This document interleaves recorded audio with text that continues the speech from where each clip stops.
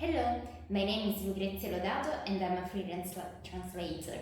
Today I'll explain the main differences between the two main career options for translators that are freelancing and working in-house. So watch this video to learn more.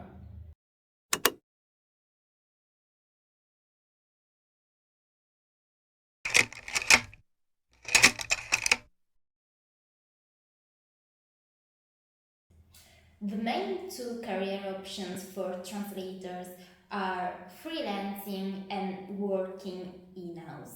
Well, some translators may experience both of them during their career, while others may start by working in a way and go on that way until they retire. An in-house translator works for a company on a full-time or part-time basis as an employee. The company may be a translation company or just another type of business which needs translating text for internal or external use.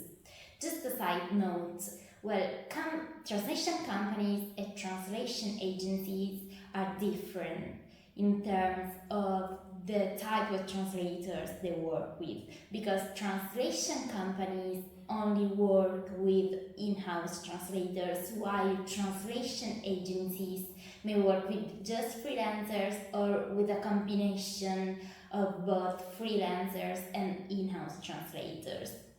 And there's also the option to work in-house for international organizations such as the United Nations or the European Union, but this is a little bit different in terms of the type of text that are translated and also in terms of the entry requirements and the selection process. The main aspects of an in-house work are that, you don't have to worry about new clients, you have a fixed and regular schedule of work, and that you've also fixed working hours.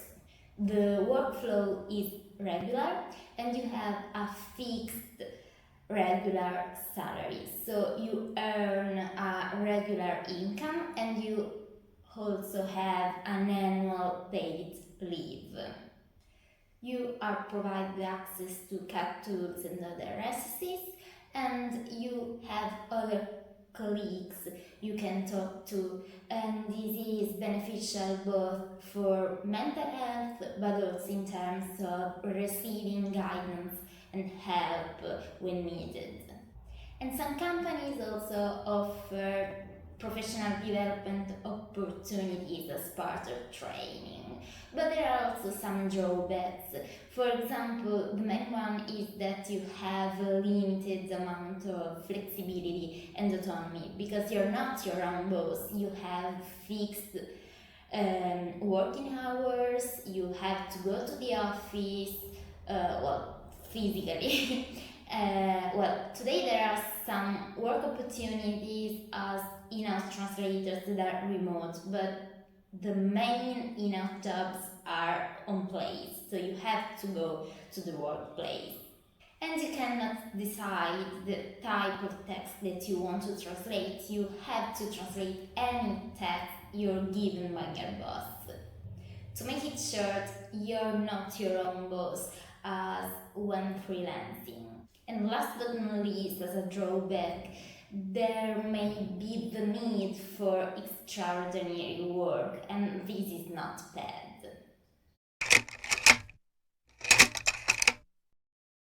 On the other side, we have freelance translators. Freelance translators work as independent contractors and they can work virtually from anywhere. Usually they work from an office or from home. At the beginning, many freelance translators, when they start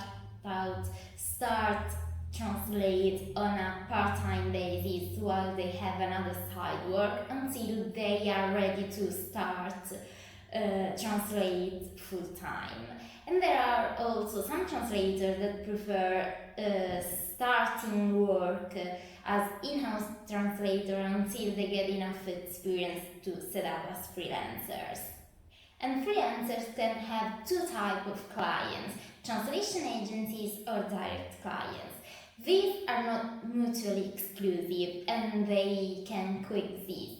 Well, it's up to you. You can decide how many translation agencies and clients and direct clients to work with and in which proportion. So working with a translation agency is different from working with a direct client, especially because translation agencies will take responsibility for most administrative works.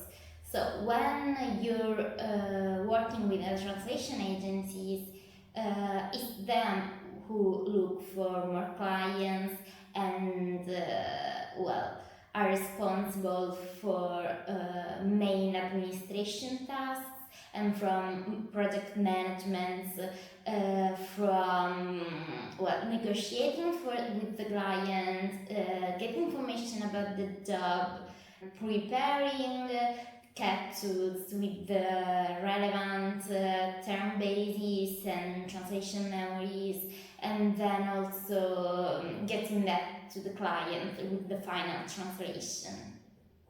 And when working with agencies, the workflow is also divided in a different way because, usually there are other reviewers, so there are different steps in the translation process, and after translation itself there's another professional which runs extraordinary additional proofreading and quality control and assurance checks. And this is the main reason why translation agencies pay less than direct clients. On the other side, working with direct clients means that you're responsible for, almost every single aspect. And this is why many translators as freelancers may prefer approach translation agencies when they start out and then start building their own client base. The main advantages of working freelance are flexibility and autonomy because we can virtually work from anywhere, so we can decide where to work, but also our working hours, when to take some days off and similar things. But these may also be a drawback because you need a lot of self-discipline. And then of course we may feel pressure to work longer hours or overwork, or just because we don't want to lose some clients, we don't want to say no, I don't have enough time because I'm already loaded with work, or just because we want to meet our income goals. And another advantage of freelancing is that you can decide which kind of translation projects and tasks to accept or not.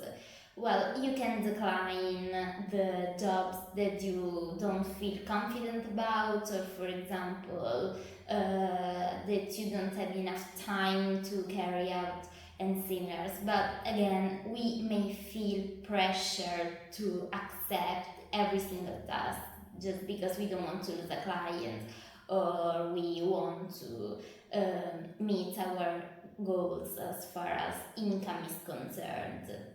The more you establish yourself into the market, and the easier it is to decline some jobs. And you can set your own rates and amend them as many times as you need based on the way your needs and living conditions evolve.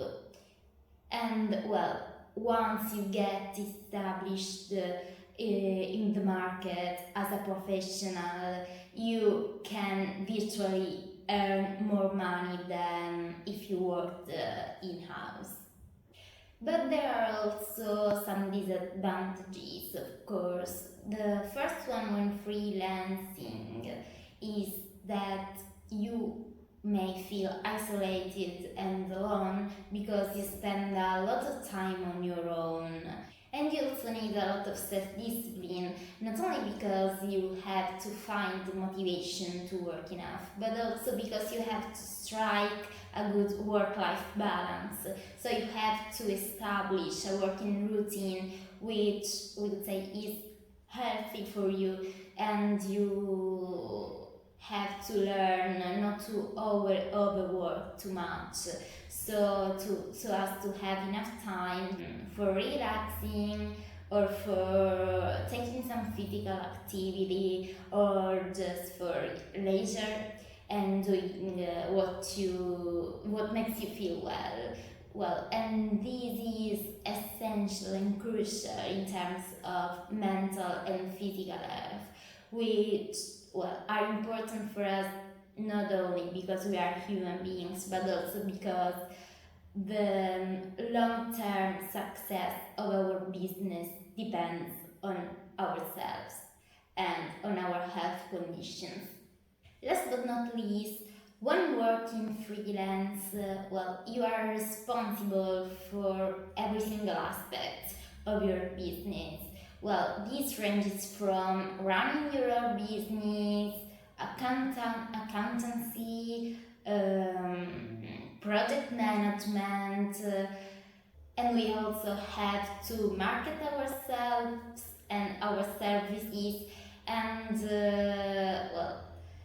try to devote some time to professional development. It's us as freelance translators who have to find enough professional development opportunities and pay for them when needed.